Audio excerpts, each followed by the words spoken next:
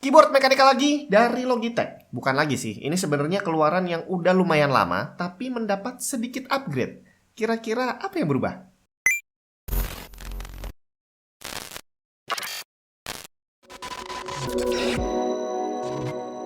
Halo semua, Jun di mana?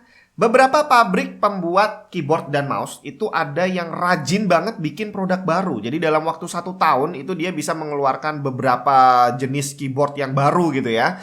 Tapi ternyata beberapa brand yang lainnya, termasuk Logitech ini, mereka jarang banget mengeluarkan produk yang baru. Jadi kalau udah ngerilis satu, ya dia bakal dijual dalam jangka waktu yang lumayan lama. Tapi nanti setelah beberapa waktu dijual, akan ada versi barunya. Entah versi kedua, entah ada special edition, entah ada perubahan fitur minor yang tidak meninggalkan desain awalnya. Nah, di depan kita ini adalah Logitech G512 Carbon, yang mana dia udah lumayan lama dirilisnya, tapi sekarang bukan dipasarkan ulang sih, mendapat sedikit perubahan dari segi switch-nya. Jadi sekarang namanya adalah Logitech G512 GX, berarti switch-nya berubah menjadi GX switch dari yang sebelumnya adalah Romer G. Apalagi yang berubah dari G512 ini? Yang pasti dia masih menggunakan desain awalnya full size, padahal sekarang ini tren keyboard lagi mengarah pada keyboard mini gitu ya, 60%, 65%, 75%. Tapi si G512 ini masih tetap dengan desain awalnya, tidak dirubah menjadi G512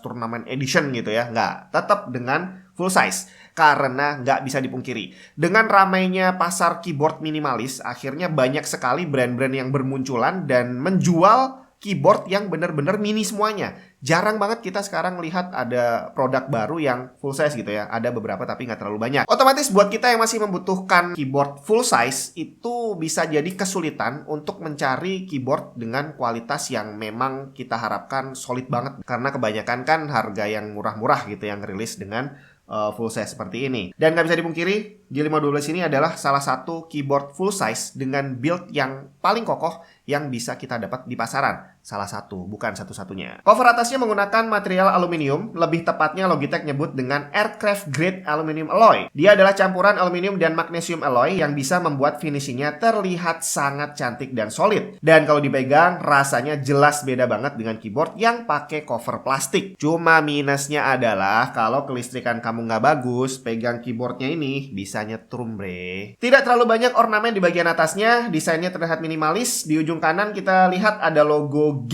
yang ternyata tidak RGB.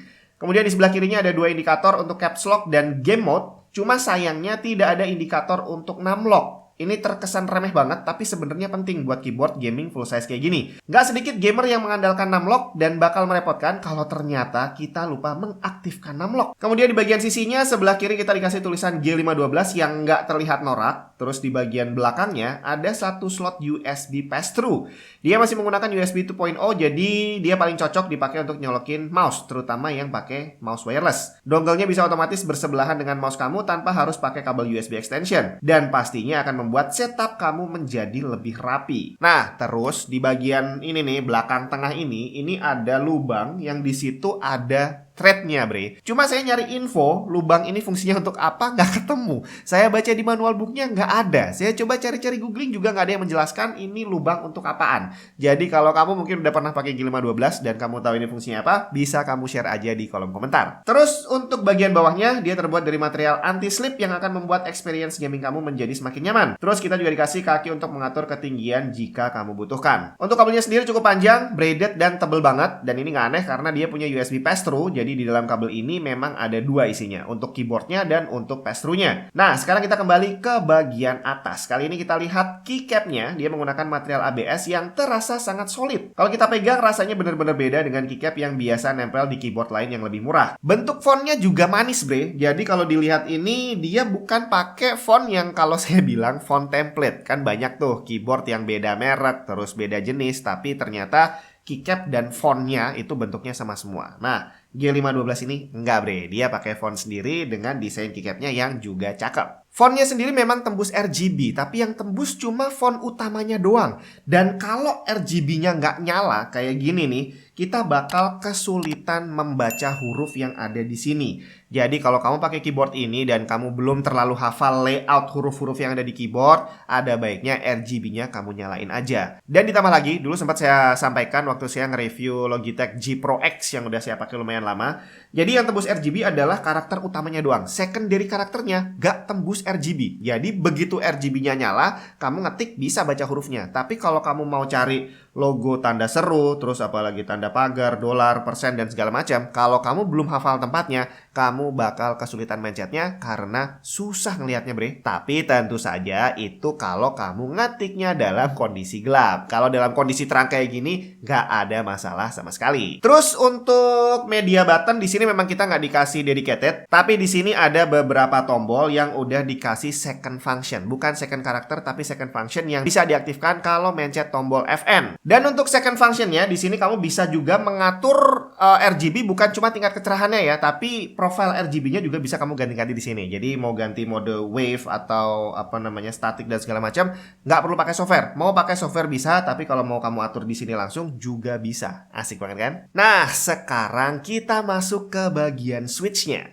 Di generasi awal G512 ini Logitech menggunakan switch Romer G. Ini adalah switch desain mereka sendiri. Dan ini juga dilakukan Logitech di seri G Pro X. Jadi si Logitech G Pro X dulu juga pakai Romer G. Tapi akhirnya dirilis lagi versi terbarunya yang udah beralih menggunakan GX Switch. Dan hal ini menurut saya adalah langkah yang baik banget karena si Romer G tadi walaupun memang desain eksklusifnya Logitech, tapi begitu dipraktekin ke lapangan konsekuensinya lumayan nyusahin sih ya. Karena desain switchnya termasuk keycapnya itu beda sama yang umumnya ada di pasaran. Jadi begitu switchnya ada yang rusak atau keycapnya ada yang rusak, mau cari penggantinya lumayan susah. Seandainya nemu, harganya lumayan mahal. Dan langkah Logitech menggunakan GX Switch ini saya rasa sangat bagus ya, karena dia jadi lebih universal. Kalau mau ganti keycap atau switch bisa kamu lakukan dengan mudah karena dia kompatibel dengan switch yang umumnya ada di pasaran. Cuma si G512 ini nggak hot swap, bre. Jadi kalau kamu mau ganti switchnya,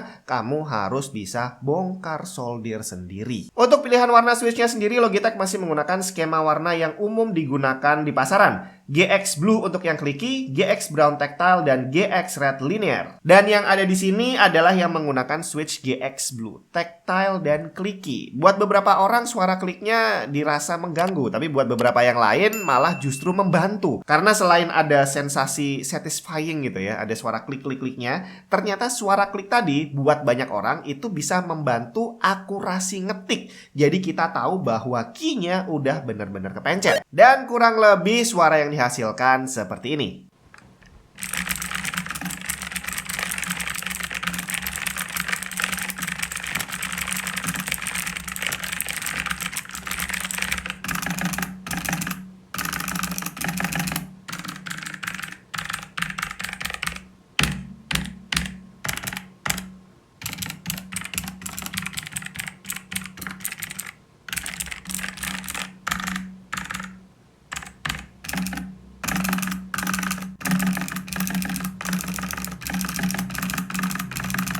Overall pengalaman saya menggunakan Logitech G512 ini cukup menyenangkan. Walaupun saya udah lama nggak pakai switch yang clicky gitu ya, karena kerjaan emang sering ngetik daripada gaming. Ternyata pakai keyboard ini suaranya tidak terlalu mengganggu. Dan saya merasa jadi bernostalgia ke masa awal-awal saya lagi seneng-senengnya pakai keyboard mechanical gitu ya. Harus ada suaranya. Dan buat yang berminat, kebetulan di saat video ini dibuat, saya ngecek harganya di official store-nya Logitech di Tokopedia. Itu lagi ada diskon berapa? 30% kalau nggak salah. Kamu coba cek aja, linknya saya kasih di deskripsi. Jadi mumpung masih diskon, langsung hajar aja beli sekarang.